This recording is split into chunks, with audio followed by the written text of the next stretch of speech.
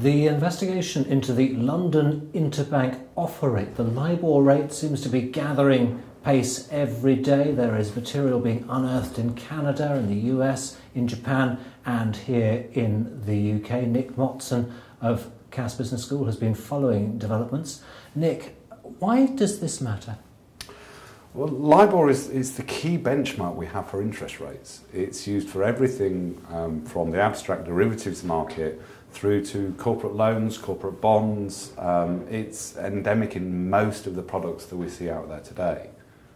And if that benchmark has in some way been compromised, biased or flawed, then that can have a huge impact on lots of other things. Could you just spell out really clearly, what's the allegation here? Okay, well, Libor is supposed to represent, and I do say supposed to represent, the cost of a bank borrowing funds from another bank with no security, so it's unsecured funds.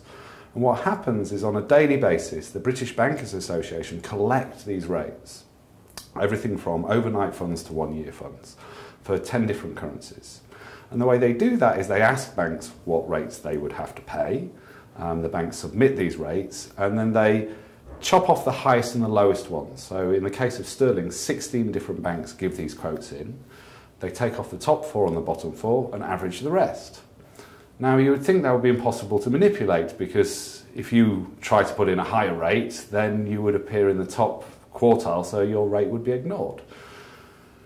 Now, initially, it was viewed that the banks colluded, or the allegation was the banks colluded, to keep these rates artificially low during the financial crisis. This was during the credit crunch stage? During the credit crunch of 2007, 2008.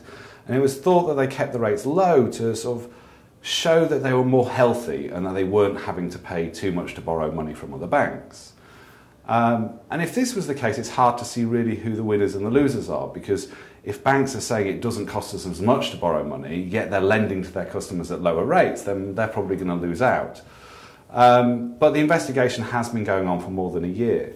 Now, in the last couple of weeks, what we've seen is that there's been allegations that banks have colluded to set the rates artificially high and artificially low to benefit their derivatives contracts. And it could be that traders within banks have in some way kept these rates at levels that they would like to see in order to benefit their trading books. Who could lose out here? Is this essentially the reputation of the City of London? Why does this matter? I mean, reputationally, it could be incredibly damaging. But I think you really have to understand the scale of the derivatives that are tied to this benchmark. The estimates that I read in various newspapers, which I presume have come from reputable sources such as the BIS, are saying there's $350 trillion worth of derivatives tied to Libor.